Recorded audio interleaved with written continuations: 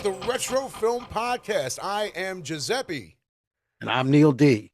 and we are in the holiday spirits. We are feeling Christmas all around us, and we are so happy that during Christmas time, there are a ton of horror movies to watch. There are so many Christmas movies to watch, and we wanted to bring to you our top 5 favorite Christmas horror movies to watch during this time.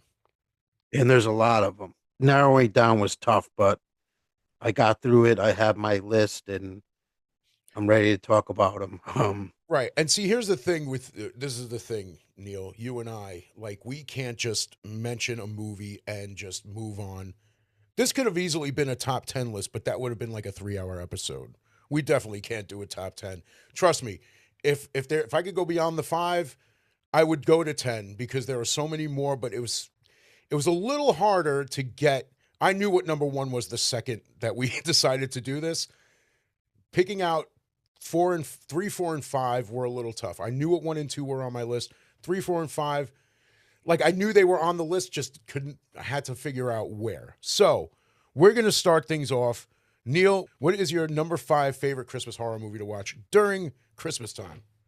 Well, you're gonna love this one. It's Silent Night, Deadly Night. I Now, had to put it on the list.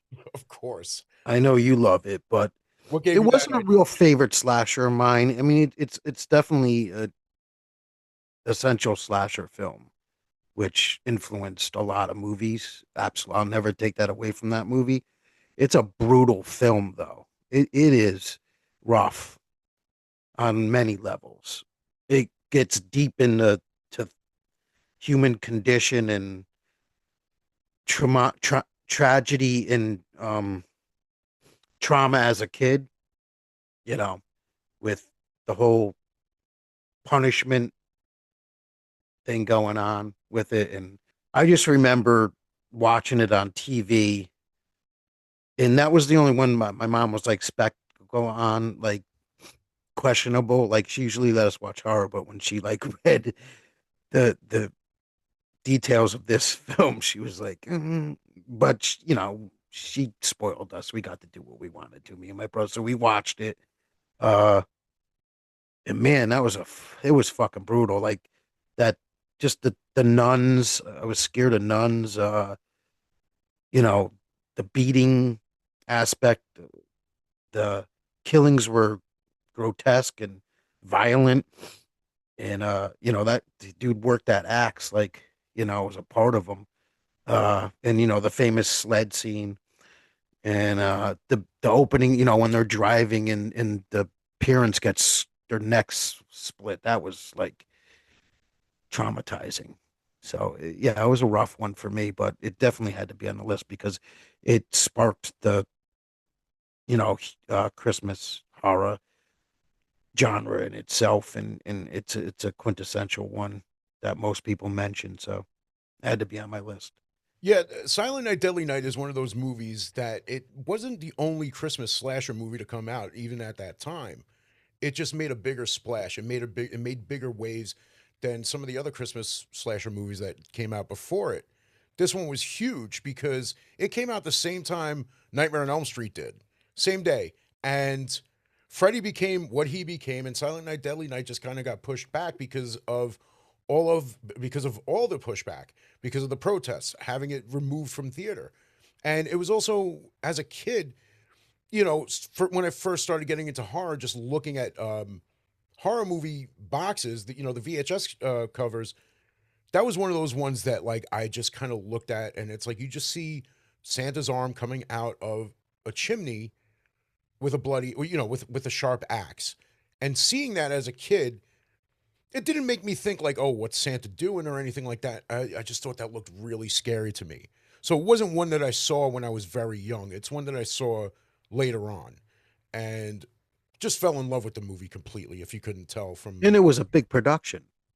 yeah, and that was the thing. It was a very big production, and that's not to say that every sequel that came out after it was terrible. But it's like you look at part two, we know what it was. If you've seen the sequel to it, it went in a different direction because they didn't have the funding to make it what it could have been. So it's like I often think if Silent Night Deadly Night was never pulled out of the theater because of the protesting and all that stuff, would it have been a bigger franchise? Should it have been a bigger franchise? You know, part of the reason for part 2 being so over the top was because that's the way it was supposed to be. Eric Freeman was told to just act over the top, but it's also one of the things that made part 2 a classic also. I don't think it would have because the other ones were just too overpowering. Nobody could take the light from Freddy. You know, was a superstar. Freddy by the third one. Freddy Krueger, Michael Myers, Jason. Those were the top. Billy, you know, he just couldn't really compete with that, even if it stayed in its full 12-month rotation in the theater. You know what I mean? Like the average. Plus, it's a guy dressing up in a Santa outfit, mauling people, you know, slicing them up and butchering them with an axe. You know what I mean? It's just True, but it's like you said, it's the trauma. It's the trauma that this kid that he went through as a child and what Santa Claus meant to him versus what Santa Claus might mean to another kid who's who didn't see his parents get killed by a man in a Santa outfit. You know? it's not the most bizarre on my list. I'll tell you that. I mean, the next one, you know, it's it's a pretty straight up slasher. It's just pretty brutal in nature, but it's not as bizarre as the next one that I have. Well, I mean, but see, like another thing too, though. Another great thing about Silent Night, Deadly Night is that you have one of horror's greatest queens from the '80s, Linnea Quigley, getting impaled on on a deer head, on deer antlers. You know what I mean? It's like Linnea Quigley was huge in the '80s. Also, she was all over the place, always naked, which I had never had a problem with at all. But you know, just her being in that movie just kind of sealed it as a classic because she was a classic horror movie actress, slasher actress. You know, so my number five is also basically it's a slasher. It's Christmas Evil. This is another one where like a kid gets traumatized by what he sees Santa Claus doing when he's a kid because this kid was obsessed with Santa. He loved Santa. And what does he see? He sees mommy kissing Santa Claus. A little more than just kissing, though. Fornicating, in a sense. You know, Santa Claus is sticking his hand up mommy's dress, you know, and this kid's watching this whole thing. And as you're watching it, you think this is going to traumatize the kid for life. No, he still loved Christmas, grows up. Um, so what I liked about this movie was just, you know, it's still, even though it came out before Silent Night, Deadly Night, it had a similar element to it, you know, where you got this kid who was kind of traumatized, and instead of him having an immense hatred for Santa Claus, he still loved Santa Claus and he wanted to be Santa Claus, even worked in a toy factory. Like that's how much he loved Santa. And he crazy, and the dude was crazy because he's like watching these kids, looking at everything they're doing, writing down whether or not they're naughty or nice as if he were Santa Claus. So, yeah, he was traumatized, but in a different way. He was screwed in the head into believing that he was Santa Claus, that he could be Santa Claus. And he even glued a beard to his face, walked around Christmas Eve night. People were thinking he's Santa Claus, and anybody who pissed him off along the way took them out. And they were ready to take him in because they knew that he was the bad guy, and these kids save him from being taken in. And, you know, it was just a wild flick. And I know like it's not like the greatest Christmas slasher movie. I just found it to be fun. I just found it to be just watching this dude like really just wanting to be Santa so much that he glues a fake beard to his face and walks around and people are enjoying him. One of the things that people talk about is that ending though, because some people just can't wrap their mind around it. They're not sure if he drove off the bridge and died, if he actually flew away in it, or if he was just like hallucinating the whole thing. Well, I have to transition into it this way because I don't know how else to do this. Because my number four is Christmas Evil. All right, cool. So we could talk about So to this. react to you is basically going into my four, Gotcha. just for the viewers. Christmas Evil is one of the most bizarre films I've ever seen. It's not a slasher, it's a psychological trauma film. This guy was mentally ill, basically. That's fair. Started out from childhood, like you said. The mother was fucking around with some dude, probably a boyfriend, probably had guys coming in and out of the house and stuff. The father was nowhere. He did have a brother, but he fell in love with Christmas as a kid, became obsessed with it, and it never grew out of his psyche when he got older. And he gets the job at the Christmas factory, which is his toy factory, which is a perfect job for this guy. But he's just bizarre. Didn't he have like all the same kind of clothing, like outfits in the closet too? From what I remember one of the scenes, like he had like the same. He was just a bizarre guy. He was very, very strange. Yeah, I mean, the dude really hyped himself up to believe that he was Santa Claus. Yeah, yeah. He delusionally thought he was Santa Claus, pretty much. Dude, And the way he laughs in the mirror when he glues the beard on, he's like pulling, he's like, oh, like you could and see. I remember the Halloween party dance event that he went to, and he just it was just a really weird movie, man.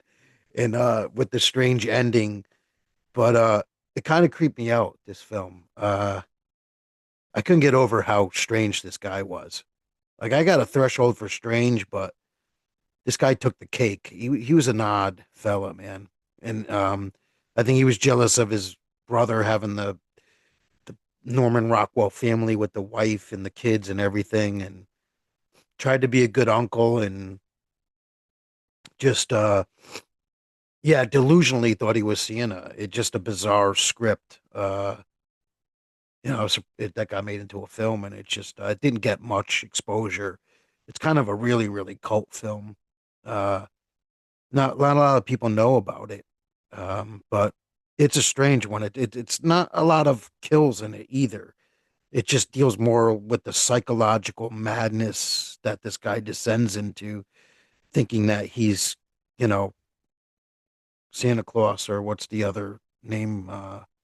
Pringle, Oh, Chris Kringle. Chris Kringle. Yeah, I Kringle. mean, you know, Well, dude, I not mean, much more I could say about it. In the ending, yeah, I don't know if he kind of had like a American Psycho ending. You don't know if he was imagining the whole thing or if it really happened. yeah, it really is a wild flick, and it's watching it, especially the way it's filmed and when it was filmed, really adds to that, uneasiness while watching it, because it's more than just the fear that you get from watching this whole story unfold while this guy's just losing it, killing people. It's like something about the way that it's filmed, something about the tone of this movie. It's almost like an uneasy feeling the whole way, in kind of an enjoyable way, because you got to sit through the whole movie. Well, I think the director's intent was it's a film about a guy's descent into madness.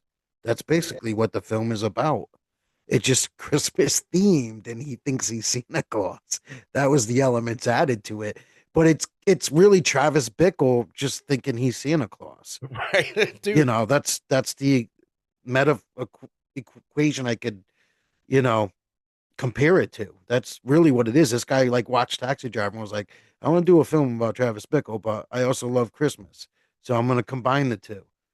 Dude, that's great. And I think the original name of it was You Better Watch Out or something like that. I think that was it. You Better Watch Out. But that became a movie like years later, which I like that movie, but we'll get into that if we do. But I'm going to go into my number four. This one's a fairly new one. This one came out, I think, like 10 years ago, 2015. Krampus. It's a Universal Studios movie, so it's like a little more production put into it. I never saw it.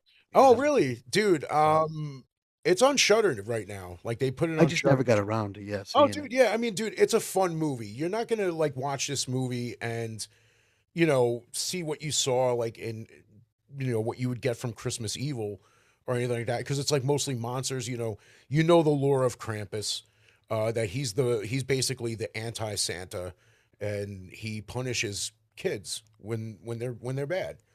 You know, so you got this kid who writes this Christmas letter, and his cousins come over. There's certain aspects to this movie that just kind of remind me of one of my absolute favorite Christmas comedies, National Lampoon's Christmas Vacation, because the main character, the mother, Toni Collette, her sister comes and visits with her husband, and it's a very much like Karen and Eddie, played. the character's played by David Kochner. I think that's how you say his last name. He was Coffney? no Oh, Kochner from he was in Anchorman as Champ. Whammy. oh, That dude. Yeah, like that dude's hilarious, and like he was also in Vicious Fun. So this kid, he writes a letter to Santa, and his cousins are busting his chops about it because they think he's too old to believe in Santa, whatever. And it's like it turns into a fight. He gets pissed off and he rips up the letter, throws it out. Krampus comes, terrorizes the town. And the cool thing about this was the mixture between CGI and practical, because a lot of like some of the monsters in it were puppets, some of it was CGI. You get like the crazy scene with like the ninja gingerbread man, but it was fun. It was a funny, it had its element of comedy, had its element of horror because Krampus looked insane. They made Krampus look scary, but it was a fun movie. It was a good oh, movie. is he a creature? Yeah, he's a creature. I mean, he's anti-Santa. He's the creature that takes little kids, puts them in his sack when they do something wrong. And the ending of it, it's just like kind of up in the air. You know what I mean? Another one that's like it's like you think everything's fine, you think everything's going well, and it just ends with this To check odd it out. ending. Yeah, I don't want to give you the ending because you haven't seen it, but like when you see that ending, you're just gonna kind of be like, oh wow, that like I like those little. I like when there's a twist that you don't see coming. So like when I first saw it, I didn't see that twist ending coming. So that's my number four, Krampus. Fun movie. I love it. I love that movie. It's like I remember the buzz on it. I remember it's been out for a while. I just never got around to viewing it. But I think I watched a trailer though at one point. Yeah, I'll check it out eventually. yeah. I mean, Sounds pretty fun. you just got to keep in mind that it is a bigger Hollywood production type movie. So you got the bigger actors. You got Tony Collette, Adam Scott, David Cockner. I always forget the lady's name. I wrote it down somewhere. She played Bertha on the Two and a Half Men. She was in it, and Oh yeah, yeah. of course, hilarious as always. But it's just a fun movie from beginning to end. It's just it's a good flick, dude. The intro is a lot like Thanksgiving, where you got these crazy shoppers just like running amok and like tearing people down just to get a deal, you know. So it's like if you watch that, you'd be like, oh yeah, there it is. I mean, it's all in slow motion. It's not like the whole buildup. It's just that's the way it starts. Store opens, people pile in trying to get their deals, and it just goes from there. Good flick, love it. All right. My number three is a fairly new film too that I just recently watched, and I absolutely love this film. It's a film called Violent Night. It's not really a slasher film, but it's horror based. So it's our podcast. I can make an exception. We could put it on there. Absolutely. It's Christmas themed, and there's people dying in it. It's just more of like like a it's kind of a home invasion Christmas horror film, basically. But I just absolutely love this movie. It's just so entertaining from beginning to end. I like the guy who plays Santa. Spoiler alerts if you haven't seen it.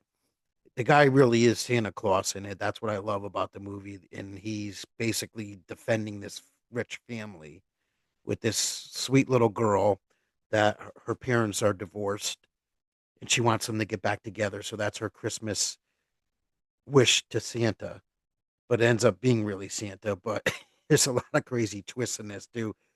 But John Leguizamo, who I always loved, leads this assassin group into trying to steal the rich family's money, and it takes place in Connecticut too, which is pretty cool, Greenwich, Connecticut. So, local.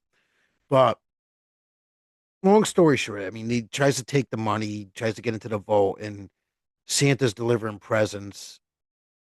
The opening scene is great because he's at like a bar and he's so tired of being fucking Santa. He's downing beers and he's talking to this other guy that's a fake Santa, and he goes off on the roof off the reindeer, and the lady comes out and she's like, "Oh my god, that is really Santa." Great opening. Ends up going to the house and staying in like a massage chair a little bit longer than usual when he stops. And these fuckers are trying to take over the house. So he stays and he gets an attachment to the little girl and, kind of saves the day there. But there's a lot of action in it. There's a lot of killing in it. And there's a lot of gun shooting and unique ways people are getting fucked up. There's a lot of blood and, there's kind of a Home Alone homage going on in the attic scene. And it's just a really entertaining film. It's got a really good message. Like, I mean, because you want to believe, and that's what the film it's believing that the Christmas spirit, kind of in a hokey way, but in a fun hokey way. Um, it brings you back to like when you're a kid and you believe in Santa and you just love the whole allure of Christmas. When that came out, it was around the time that there was word that there might be a Silent Night, Deadly Night remake.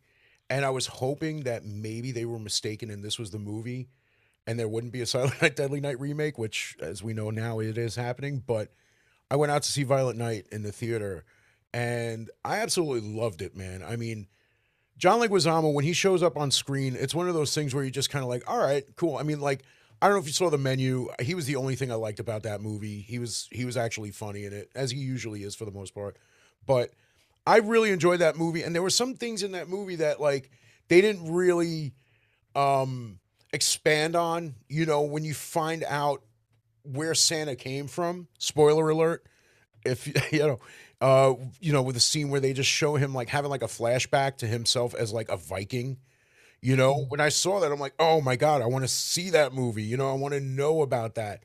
And like you said, when he's in the house and he's just sitting there and he just hears the girl calling on the little walkie-talkie, and it's like, okay, we'll take care of this. And it's like Santa kicks ass in this movie. Santa's insane in this movie, and you find out, like I said, you find out that he was a Viking. But like, I want to see more of that. I want to see more of like what he did as a Viking without them getting too over the top with it to where it's just like, you know how they get with sequels and prequels and all that stuff. It That's would his be lineage. Yeah. Yeah, it would be cool to see him having the flashbacks, like dealing with something now with more of what he did when he was just a Viking, which I thought was a cool little touch to it. So it's like you kind of get an idea of why he's such a badass fighter and he's able to kick ass the way he did while using his actual strength and magic. It's a cool flick. Love I that mean, movie. he had a heart, and I just love the way his relationship with the little girl, and he cared for her and was helping the family out, and Beverly D'Angelo's in it, which is great. Like you're like, holy fuck, I haven't seen her in a long ass time, and she's older looking now, but it was great to see her. She was great in it. But I just love his demeanor. His demeanor is really like he's just fed up with shit, but he's still got a heart of gold type deal. He's still Santa Claus. He's Yeah. still jolly old Saint Nick, the Just a Viking. really entertaining movie. If you haven't seen it, it's a fun ride. So, speaking of a fighting Santa, my number three is A Christmas Horror Story. This is very much like a trick or treat style anthology movie where there are different stories happening all at once and they all somehow connect. And at the helm of it is William Shatner as the radio DJ that you hear throughout the whole movie while all this stuff is going on. And throughout the movie, while he's talking on the radio in between scenes, he's mentioning this hostage situation that's going on at the mall. And you're just like, what the hell's going on at the mall? You have one family going to get a Christmas tree. The kid gets lost, but then they find him and he comes back like wrong. There's something wrong with him. Kills the father. They bring him back and it turns out that it was like this troll that lived in the woods that took on the look of the sun just to mess with this family. You had one where they're in this haunted house, and that like kind of connected to that father because he was the cop who did like the investigation in that building. And then you got William Shatner's partner, this guy, the weatherman on the show. It's like an angry old man. He's like, hey, give us the weather. He's got this big sign that says "fuck Christmas," and he walks out. but then you see like Santa, and it's the same actor, so you're like, okay, I guess he's playing two roles in this movie or something, dealing with zombie elves, which is wild because they're like the running type of zombies, eating and killing, and then you got this other guy who goes over to his German aunt ask her for money, and of course she's got a Krampus statue that the kid breaks, and then like Krampus comes, and then it turns out to be a fight between Santa and Krampus and all these zombie elves. Spoiler alert, it was the weatherman the whole time, bugging out. This was the hostage situation going on at the mall. He was a mall Santa. He left the radio station to be a mall Santa and just lost it. Hallucinated the whole thing. There were no zombies. There were no zombie elves. Krampus wasn't there. He was just hallucinated, and he was on a killing spree. Cops had to come in and shoot him down. Wild ending. Like it was one of those like weird twist endings that you didn't see coming. Sorry for the spoiler alert, but it is such a fun movie because again, it's that on our Halloween episode, you mentioned Trick or Treat, the anthology movie. This has that similar feel to it, where it's just a bunch of different stories all happening at once and like just tie up together at the end. Where in that movie you had Sam, this one you kind of have William Shatner as the radio DJ, which the radio DJ shows up in a lot of movies that we love, like The Fog. You know what I mean? It's like The Warriors. There's that radio DJ. It's like there's something about the radio DJ that we all love, and we all come together. And we all know that personality as like what ties everything together in a certain movie, even though it's Well, I love region. anthologies. I Yeah, always dude, have. I do too. And Horror anthologies. that's the thing about this movie. It's such a clever way, again, like Trick or Treat, a clever way to tell a bunch of different stories and have them tie into each other a certain way. Really cool flick because the kids checking out like the old school where they had like it was like an institute in the like years before it became a school or something like that. And the girl who brings them the keys is the one who goes with her father to her aunt, who tells them about Krampus, who has the little Krampus doll that they break, and then it's just a really cool combination of stories that meet up somehow. And again, I love anthology movies too.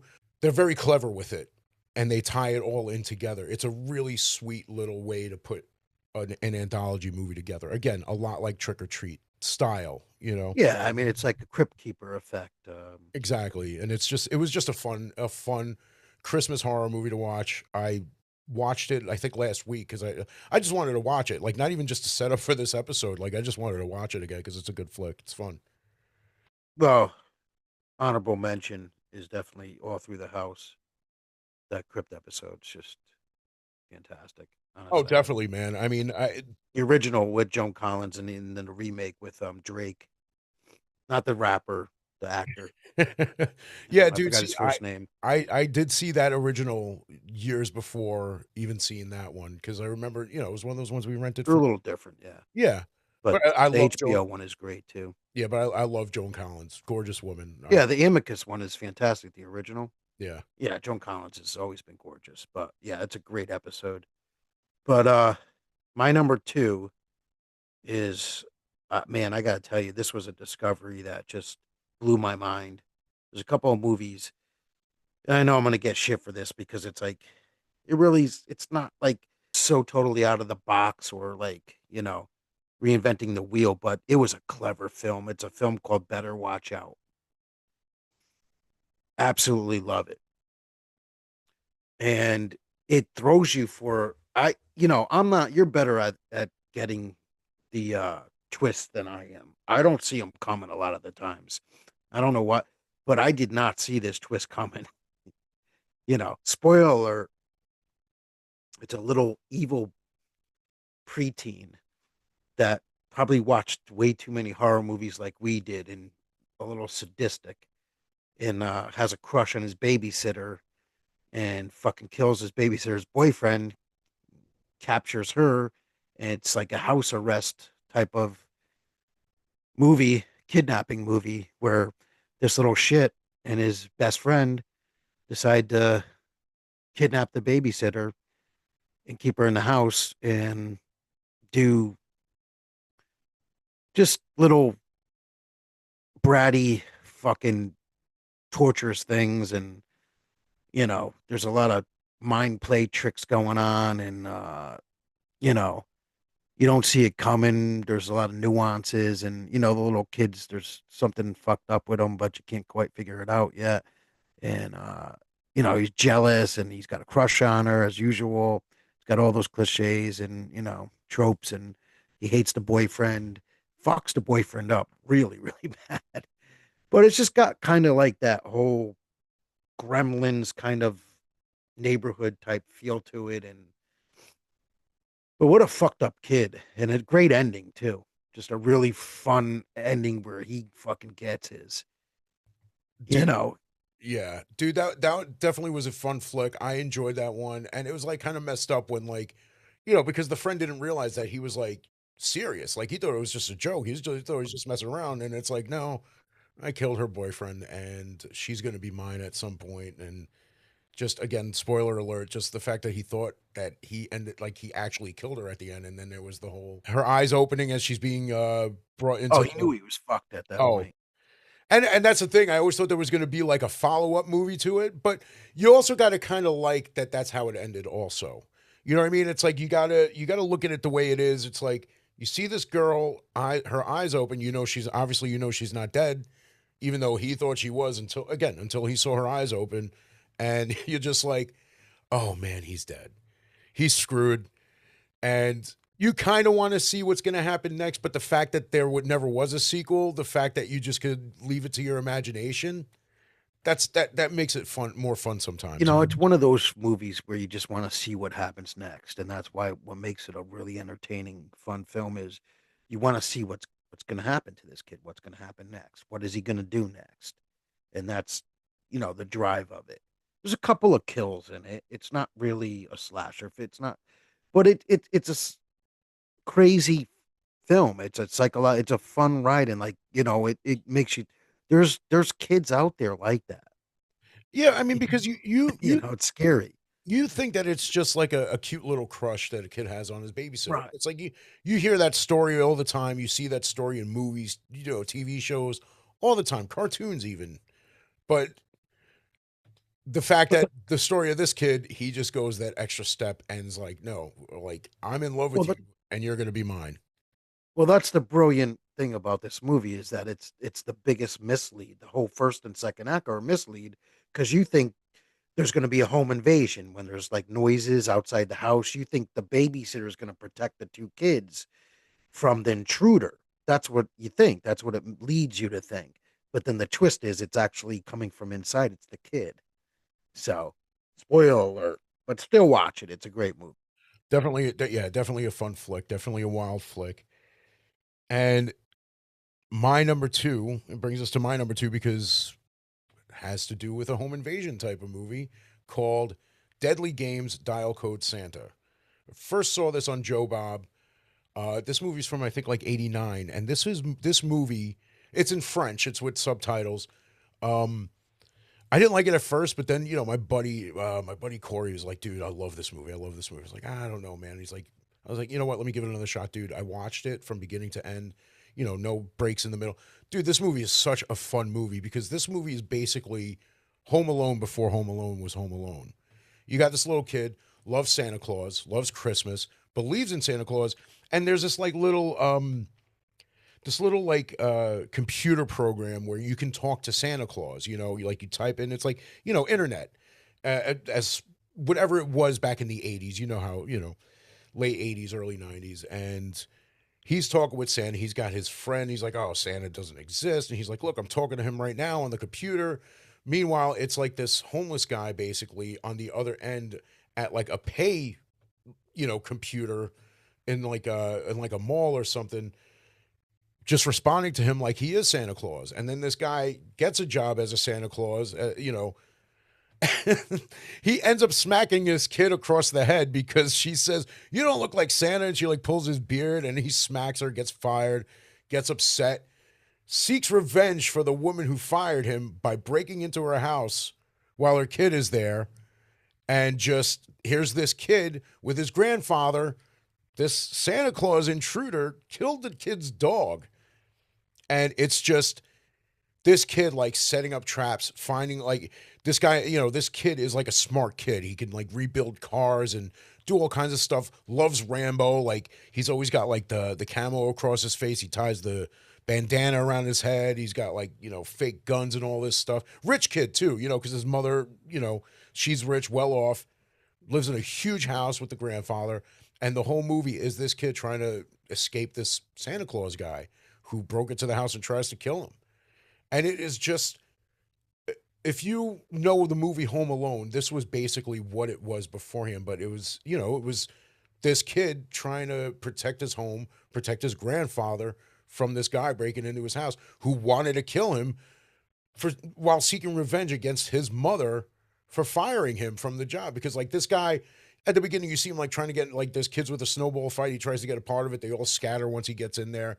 This guy, you kind of get the idea that he's just like trying to find somebody, trying to do like he likes kids. He likes kids, and like it didn't seem like it was like the weird way guy, older guys like kids. Like he wanted to be Santa Claus. He wanted to have fun. He wanted to have a snowball fight, and like this just took him away from being. It's like, all right, you're taking me away from kids. I'm going to take your kid away from you. And it was just such a wild flick from beginning to end. It was a fun movie. And one of the things I got to say though, one good like basically a lesson that like if this ever comes up with any of the kids that I know, like any of my friends' kids, my goddaughter, whatever, he talks about his buddy who's like, hey, listen, he says that Santa doesn't exist. It's like, yeah, but he's a naughty boy. That's what he said. Oh, well, Santa never brought him any gifts. He's like, yeah, but he's naughty. So Santa isn't going to bring him any gifts. That's why he doesn't think he's real. So I feel like that's a good lesson to say to kids. You know what I mean? Like when the kid's like, oh, I don't think Santa exists. This kid said he doesn't because he didn't bring gifts to him. It's like, yeah, because he's a bad kid.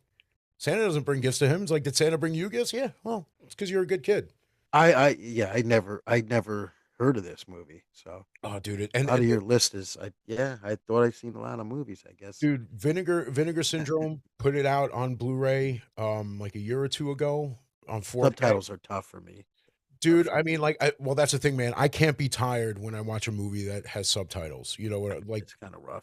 yeah. See, like, but that's the thing, though. It's like it's a little like I'll do dubbed over movies. I'd rather have the subtitles because, like, when their mouth's moving and it's not in line with the words. But like I said, I can't be tired when I watch a movie with subtitles. But this movie, Vinegar Syndrome, put out on 4K Blu-ray a couple years ago, and I bought it because I love the movie, and at the time it was on Shutter. But like, just this, like, I guess like just this month, it got removed from every like free platform, which really sucks because it's a great movie. Like like my buddy, he loves this movie. He's like, dude, how am I going to watch this now? And it's like, if you want to buy the Vinegar Syndrome Blu-ray, I don't even know if they have it on their website anymore. So it's like third party sellers are selling for like 50, You $60. can get at the archive though. Just go into the I'm place. It's great. The sure, I'm sure archive's you great. can. I mean, I Plug to the archive. if yeah, Shout if out. yeah, if anybody can find a way to watch this movie if you haven't seen it, I definitely suggest checking it out. If you could stand um subtitles and you liked Home Alone and you want to see like basically like a more like a bloodier French version of it, check this flick out. It's a fun flick. I really love this movie. That's why this made number 2 for me. All right. Winding down to the number one, which is one of the greatest movies ever made, beyond horror. And that's the original Black Christmas, 1974, I think, with Olivia Hussey, who I loved. What a beautiful woman. Rest in peace, Olivia Hussey. Brought slasher films to the forefront. She was a princess in this film.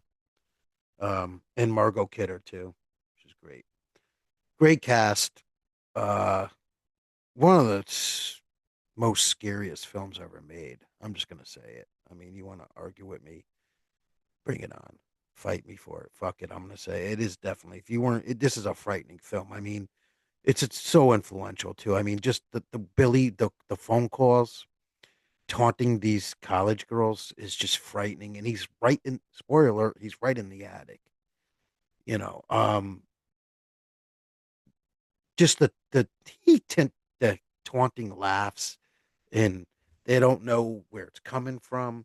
You gotta remember, for the time, this is the early '70s. This stuff wasn't out yet. There wasn't like When a Stranger Calls wasn't out yet, or none of those films. Um, but it influenced a lot of films. It's in my top 10 most influential American horror films list that I wrote for top 10 films. Plug. But you could check that list out over on the website. It is there. I can't remember what number it is, but it's definitely on the list. It's a masterpiece. It influenced so many films on every level. It was ahead of its time.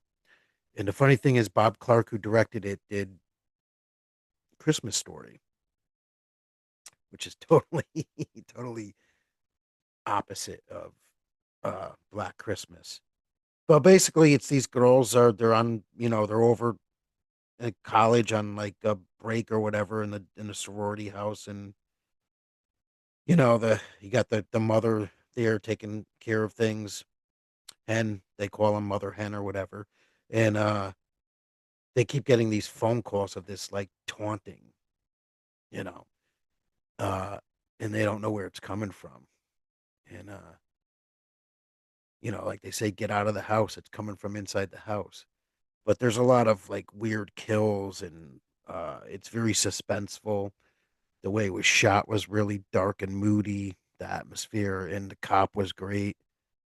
I can't remember who played the cop, but I haven't watched it in a while. But it's a must, quintessential horror film. It's a must see. It's up there with like Rosemary's Baby, Halloween, those classics, The Exorcist, along those lines. It's right up there with it. It's my number one. I watch it every Christmas. It's probably on the streaming sites. You could probably watch it, I'd imagine. But it's just a classic. But it's a frightening film for its time. And it's really wild that see, like I'll often say that Christmas seems like an unlikely time for like a horror movie, for a slasher movie or whatever. But this came out before Halloween. This is really at the helm of what slashers were in America at the time. This was really the beginning of it. A lot of people attribute it to Halloween as we say all the time, but this was the beginning right here, and it was so dark, it was so creepy, so scary. I love that Andrea Martin was in it too. She's been in a lot of stuff. Like she's the nun in that show Evil. I don't know if you ever saw that, but like I love her too, and she was great in it. Just overall uneasy, scared, edge of your seat, like fear. And it's one of those movies that one of the kills in the movie itself became the iconic cover of the movie, the girl in the chair with the bag Oh around her yeah. head. And just I mean, even just looking at that picture of her, with the light yellow background with the wreath around it, and it says Black Christmas, like it's just so creepy. That whole It's a time. slow burn. I mean, it's moody. It's a slow, but it's leading up to what's going to happen. It's anticipation, and that's what influenced John Carpenter with Halloween. It's the same type of thing. He was totally influenced by that. Michael Myers is similar to Billy. He's in the shadows. You can't really see him. He lurks. He stays up in the attic. He's taunting. It's taunting horror, which is scary. Taunting horror is scary. Because you don't know when he's gonna, attack or what's gonna happen. Um, and it's a puzzle. You're trying to figure it out. They're on Christmas break, in the house, the sorority house, and they're just looking to have a good time. They're young kids, college kids, and they just keep getting these phone calls. And he's saying like weird shit on the phone calls. I can't really remember. He's like, or I'm gonna do it, I'm gonna do it, like in this weird voice and taunting them really badly. Yeah, saying like a bunch of nasty stuff and all that. And Yeah. Black Yeah, Christmas, exactly. it just such a dark flick to be tied into Christmas. Now, again, if we would have gone to if we would have gone to a top 10, this would have been and I'm like I'm almost, it was so hard not to put this on my list, but this would have been number 6. Black Christmas. I love the movie. It's just the ones that are on my list are just ones that I watch during this time more than that. You know, Krampus, like I just watched it last week. You know, Christmas Horror Story, watched it last week, and my number one, I just watched over the weekend. I just watched this on Saturday because I just love this movie. If you couldn't figure it out, it's Silent Night, Deadly Night. It's a great film. We spoke about it earlier in the movie, earlier in this episode, and it's so great that it's a Silent Night, Deadly Night book-ended episode because I could talk about this movie for like another hour or two. We talked about like the trauma of this young kid Billy going to visit his grandfather with his parents. His father's father, who hasn't spoken, hasn't blinked, hasn't moved, hasn't done anything in years. Nothing. They bring him. It's like, you know, they even ask, it's like, why are we here? It's like, oh well, Grandpa can't hear you. Grandpa can't. You know, he doesn't know we're here. And he's like, Billy's like, well, then why are we here? And it's like, you know, don't be naughty. You know, don't. And they walk out of the room and just Billy's standing there with Grandpa, and Grandpa just comes to life. And it's like, watch out for Santa tonight, boy. Because if you've been naughty, Santa will punish you. You know, I mean, obviously, I could recite the whole thing, but I'm not going to get into it. It's like, you better run, boy. You better run for your life. Starts laughing, and the parents come in and just silent, like a dummy, you know, like a marionette, like a puppet, you know, and you see it, you know, the guy dressed as Santa robbing the candy store, pretends to be stuck on the side of the road, pulls Billy and his family over. Billy escapes after Santa kills both of them. See, right now on Shudder, it's like on all the streaming services now. It has not been for years. Like a year or two ago, Tubi had it, both versions, theatrical and the director's cut. So right now, it was just released in 4K earlier this year, or was it late last year? For the 40th anniversary, I think it was, and it's on Shudder. You could buy it on all the streaming services, and I only say that because the one that Shudder has right now is the director's cut. So when you watch the director's cut, you're going to notice some scenes, like certain parts of scenes where it gets darker, and that's only because those scenes weren't originally put into the film. And even, you know, back then in 1984 or whenever they put things out on VHS, what you saw in the theater is what you're going to see on VHS. There was no such thing as a director's cut back then. So they never used that film until they put it out on Blu-ray. So those scenes are going to be a little darker, but kind of adds to the movie. So it's nothing really extensive. It's just more to some of the kills, like the sled kill. You know, you see the head rolling down and you see him staring at the body. You see the head sticking out of the ground, and the body there. Like, that was a great scene too, because it's just like, you got these two geeks ready to go sledding down the hill, and the bullies come in. But one of the things I loved about the geek in it was, like, he stood up for himself. He's like, oh, look who it is. It's like, you know what? I want to be just like you when I grow up, ugly and very stupid. You know, you didn't really see that much back then, where like a geek just stands up to a bully like he can do something about it. You know, then of course they steal his sleds. Naughty, you know, chops the head off. I know I mentioned this numerous times. I grew up Catholic, so it's like when I see a nun like spanking him, like I remember that. Like, I never got like a belt beating from a nun. I've gotten the yardstick. I've But got it was maybe you could the way it was filmed really like dreamlike. You know what I mean? Like I remember watching it now. I remember the like scenes, the flashbacks, like the punishment. It seemed very like dreamy, like you know what I mean? I can't say for sure. I know what you mean. Well, it's hard to explain. It's like he has these vivid like flashbacks, right? From what I remember of like him getting beaten by the nuns and punishment and stuff like that.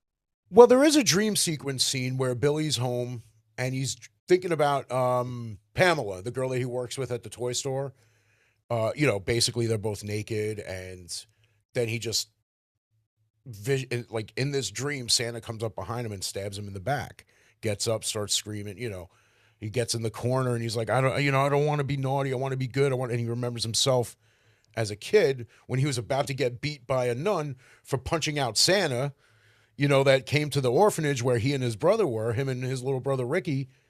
And you know, as he's like huddling in the corner, You know, you see the door open, you see the nun shadow over him, and then it flashes to when he's an adult now, 18 years old, gets the job at the toy store. You know, this big, you know, muscular kid ready to take on the stock room.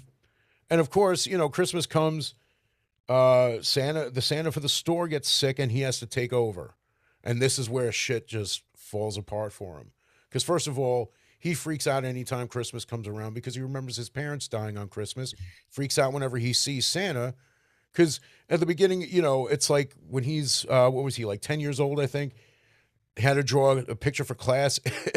It's Rudolph and Santa Claus beheaded. And they're like, Billy, what were you thinking? I'm sorry, Mother Superior. You know, so and it's just everything about this movie I love because I love Christmas. And it's just and again, I grew up, you know, I had nuns as teachers.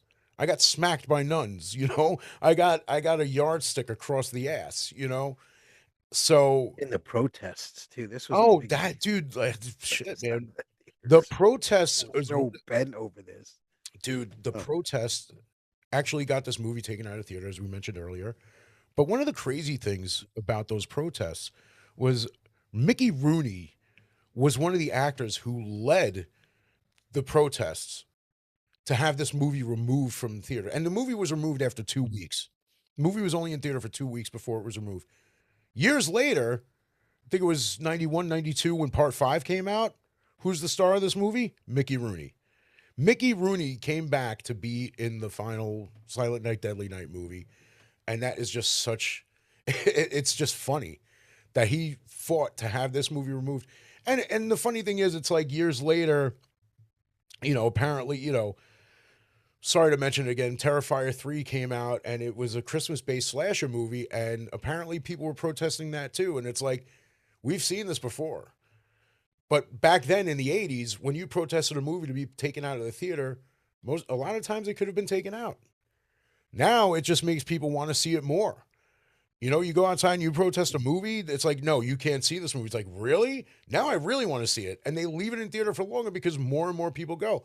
I don't know if this time around it was for publicity to get more people to go, but Silent Night Deadly Night was legit. They protested it. They got it taken out after 2 weeks. The same time Nightmare on Elm Street came out. And again, that's not to say that Silent Night Deadly Night would have been a different franchise. It might not have been a franchise, but you know, when you go into part two, Ricky Caldwell, his brother, you know, Ricky Chapman became Ricky Caldwell when he got adopted. You know, you kind of have that domino effect there. So it's like the Santa killing Ricky and Billy's parents. Billy was old enough to remember. Ricky was a baby. He saw his parents get killed by Santa Claus.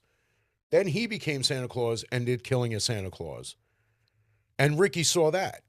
His little brother Ricky saw his brother get killed as Santa Claus. So now it fucked him up. And in part two, he goes on a killing spree dressed as Santa Claus. So that's one of the things that I loved about part two also is the fact that what happened to Billy basically happened to Ricky also. Now, if you watch part two and you don't like it because of all the extra scenes that they tossed in from the first movie, I understand. If you take all those flashbacks from part one out of part two and you just understand the story of Ricky becoming the way he became, it's a good flick. And Eric Freeman, of course, over the top. I know I'm talking about part two now, over the top with his acting, but that was the point. Robert Brian Wilson as Billy, perfect casting.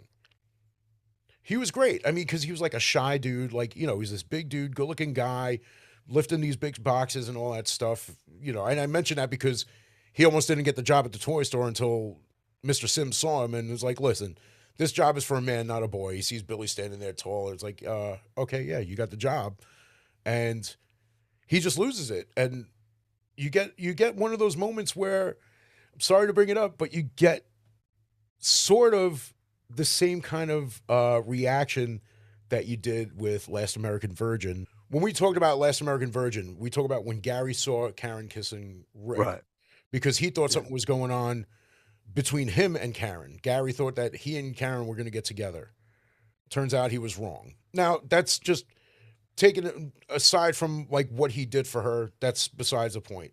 Here you got Pamela and um, Billy. It looks like they're developing a relationship. It looks like she likes him. He likes her. He's fantasizing about her and all that stuff. And then she goes to the back room with the dickhead. You know, Oh, okay. yeah. I don't remember. I haven't seen that movie in ages. I haven't seen it in so long. But he goes into the back room. He follows them in the back room. They start making out. She doesn't want to go any further. He starts ripping her clothes off, basically ready to just ravage her against her will.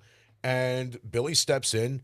Dude, one of the sickest kills, man. His first kill in the movie wraps the Christmas lights around his throat, around his neck, and just lifts him up, and just basically hangs him with his arm, and then goes after Pamela after she calls him crazy. She's like, "You're crazy," and he's like, he's like, "Oh, stop it, Pamela," and just slices her right down the middle with a box cutter, and it just goes insane from that point on. Dude, I mean, like I said, I could talk about this movie all night. You know how much I love this movie. You were there when I met Robert Brian Wilson and Eric Freeman again at CT Horror Fest. And dude, I never really do those pro photo shoots. So last year was the 40th anniversary of Silent Night Deadly Night, and I go to Alamo Draft House all the time. I haven't been there in a while. I have like that It's a season pass. classic now. It's Dude, once 2024 hit and I knew that it was the 40th anniversary coming up, I was checking like almost every day for it to be at Alamo. I mean, dude, it was playing at other theaters, but like I don't want to drive from where I am all the way out to somewhere else. If that was the only way to do it, I would have I would have done it, but it was playing over right by me. Soon as the tickets came up, call my cousin. I'm like, dude, they're up. I'm buying them. And I didn't even wait for a response. I just bought the two tickets. If I had to eat the other ticket, I would have. they do a lot of 40th anniversary movies. I've gone to tons of them. I love when they do that. It's a classic film, you know. I mean, but they I mean, it came out in the golden era of slashers for sure. Uh, I remember it used to come on every December in on Movie Channel. It used to show late at night on Movie Channel every in December. It was always on. I remember watching clips of it as I mean, like I said, it's not one of my, it it's on my top five. It's a good slasher film, but for me, there's a lot more that I enjoyed slasher films. Oh, dude, I totally get it. It's just But it's a fun film. for some reason this movie just Oh, I mean that's your favorite. Yeah, yeah. we all have our favorites. Yeah. You know, It's dude, I mean it cuz in a sense it feels like it's its own movie. I know there was a sequel. I know there were four sequels. Part 3 started getting weird. they're not the same. Part I get it. part 4 and 5 are two completely different movies. They are their own movies. Part 4 has to do with like witchcraft. Part 5, you got the toy maker making demonic toys, basically, made to like kill people and all that stuff. But believe it or not, I like part 5. I like part 4. Part 3 is the one that was a little hard to swallow, but I still enjoyed it because you got a young Bill Moseley in it, and it's like it's kind of hard to deny anything that he's in. Just, you know, but Silent Night, Deadly Night, absolutely. I'm glad it made your list. Like I said, I'm glad we have bookended Silent Night, Deadly Night. Well, I had to put it on because it sparked that. It's probably the most well known Christmas horror film besides, I mean, Black Christmas. I mean, Black Christmas is just legendary. I mean, it's just And I feel like a large part of that is due to the controversy surrounding it, being removed from theaters because even though kids wouldn't have gone in to see it, even though kids would not have been allowed to be in the theater to see it, just the idea that a kid could be watching TV one night and come across the trailer or a commercial for it, a TV spot, I guess they called it back then. yeah. Um, I mean, there was a lot of vicious kills in it. Kids shouldn't watch it. I mean, the '80s were different though. All the kids watched horror films in my neighborhood in the '80s. I mean, we watched a Friday the Third. We watched all that stuff when we were young. It didn't. We knew it was fake. I sometimes wonder what could have come from it, if anything. If it had a chance to survive in the theater past the time that it was protested out of the I don't theater. know if they could make that character it takes a certain like an icon, like horror icon, like those guys. It Well, just that's takes a, well, that's a you know what I mean? after through so many years, and this movie just becoming an iconic movie after so many years. Back then, if it had been given the chance to have its time in theater and they still wanted to put out a sequel, it might have still been Ricky, but the movie might have been a little different. You know, they might have had the funding to go at it in a way that they didn't get to do in the theater. And again, didn't hate part two. It's one of those movies. First watching, I'm like, what the hell am I watching? But after watching it again, sitting down and just kind of enjoying it, I'm just like, you know what? This is actually kind of a fun movie. You know, it's so over the top, it's so wild. I love it. Part three, very weird, but it was still Ricky. You know, obviously different actor playing the character. It was like I said, Bill Moseley, but it was still Ricky, and it was just such a weird flick. You know, you got this blind girl who dreams about Ricky, and you know she sees him in her dreams and like sees him in life, and then Yeah, she but they, I finally. mean, they do that with everything. I mean, even look at Texas Chainsaw Massacre. Part two was weird, totally Yeah, different than the that's original. it got Totally part two, but part campy, two was a fun movie. It's just campy. so far off from what the original Yeah, was. they do that all the time. It was a camp fest Yeah, and in then the original. Silent Night, Deadly Night 4 again had to do with like witchcraft and stuff, which and I didn't think it was a bad movie.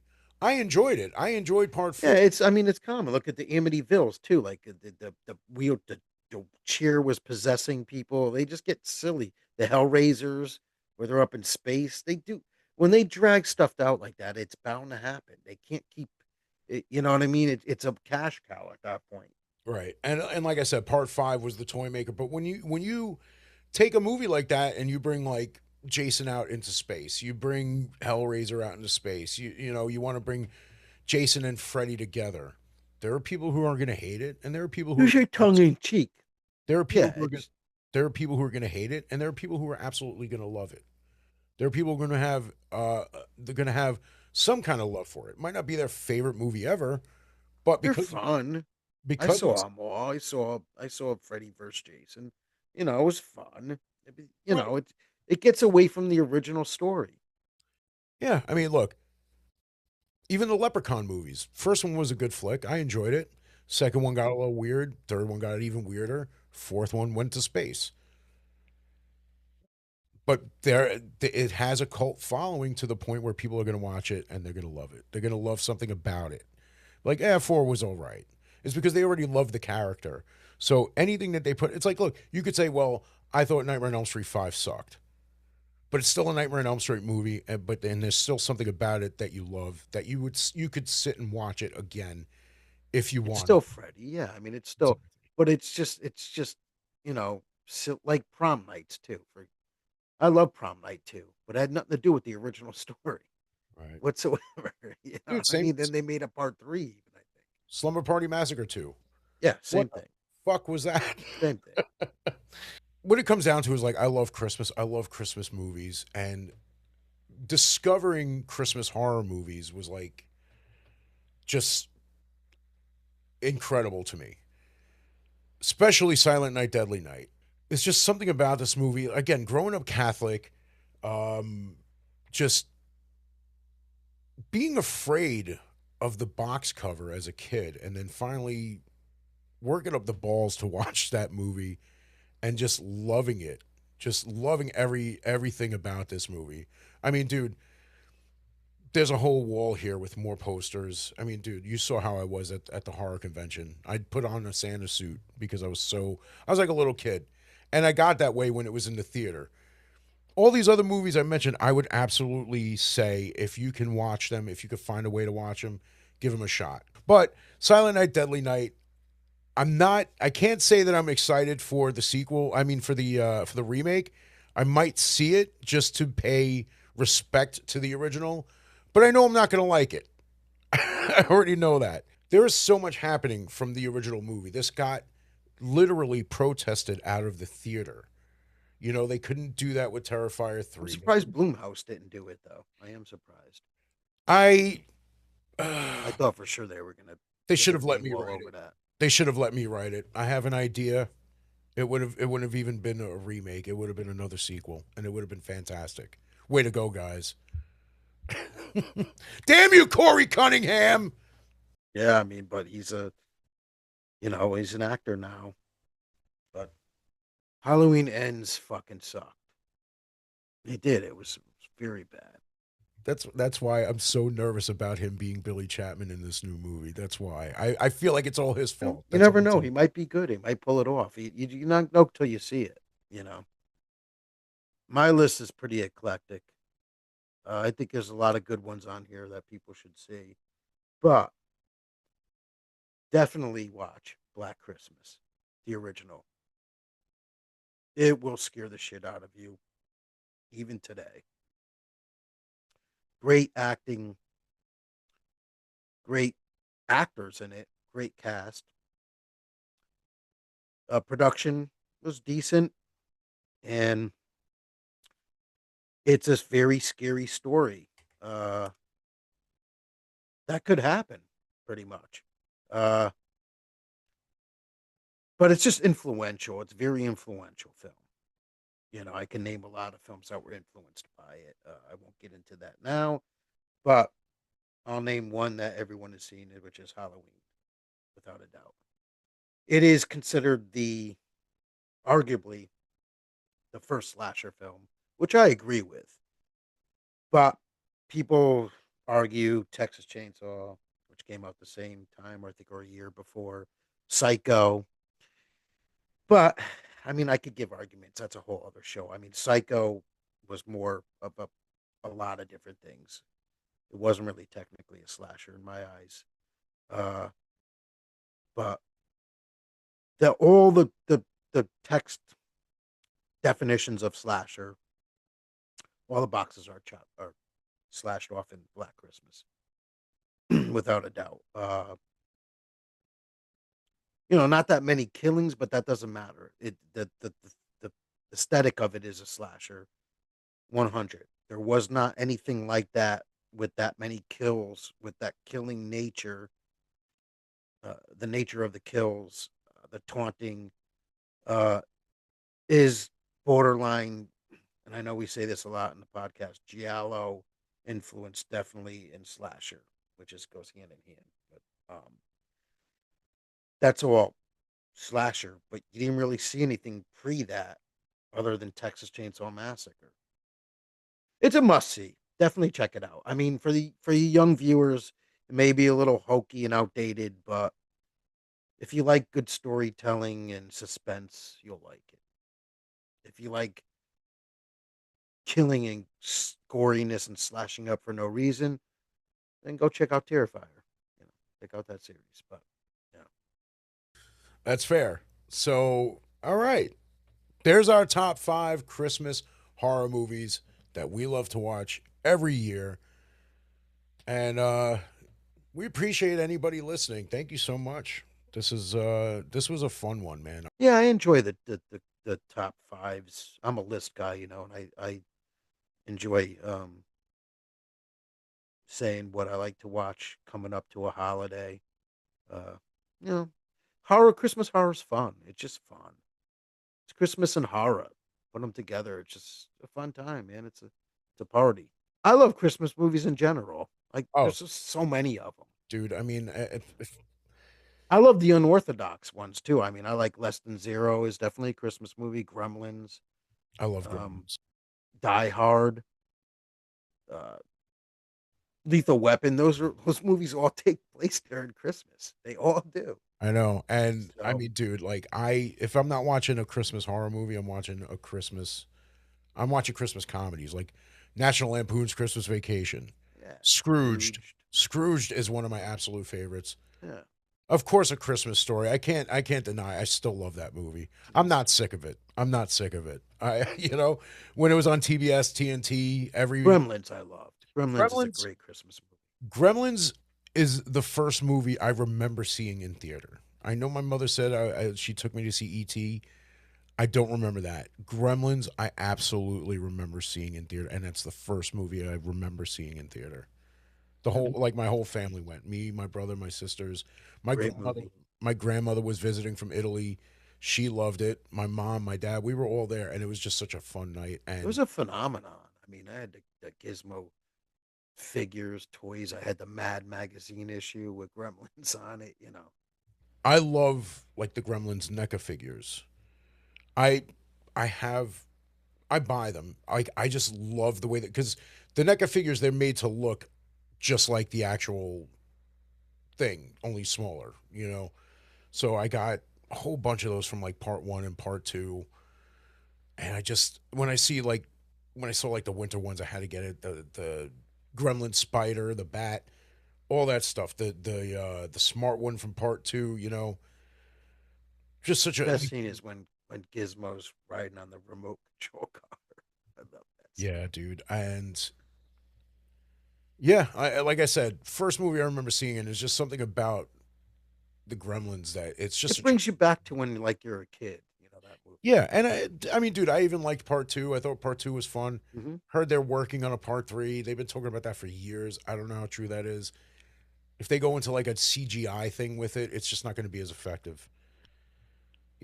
It's like, yeah, it's CGI. From what I understand, will cost more than making the puppets. But it's like that. It's like the 7-Eleven of effects. You're paying for convenience. Thank you so much for joining us. Thank you for listening. Have yourself a merry little horror Christmas, everyone. Thank you for watching, and And don't be naughty or you will be punished. thank you for watching the Retro Film Podcast. We'll be back whenever we see you again, and keep watching movies. Thank you very much. Well, this concludes this episode of the Retro Film Podcast on our top 5 favorite Christmas horror movies. If you're interested in checking out any of these movies, you can check out some of your favorite streaming services, or you could go old school and buy yourself a physical copy. And if you enjoyed this episode of the Retro Film Podcast, please like, share, and subscribe. We appreciate the support as much as we love watching these movies. Thank you so much for joining us. Hope you have a wonderful and safe Christmas and come back for future episodes.